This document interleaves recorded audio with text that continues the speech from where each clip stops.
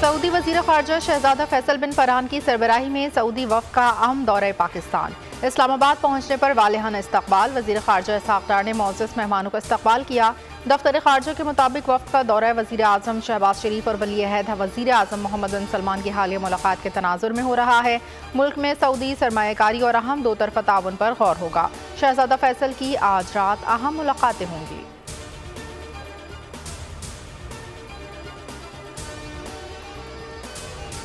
सदर मुमलिकत आसिफ जरदारी की साहबजादी आसफा भुट्टो जरदारी ने रुकन कौमी असम्बली का हल्फ उठा लिया।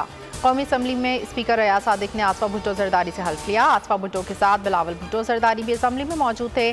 विजिटर्स गैलरी से जीए भुट्टो के नारे आसफा ने अरकान असम्बली के रजिस्टर पर दस्तखत किए।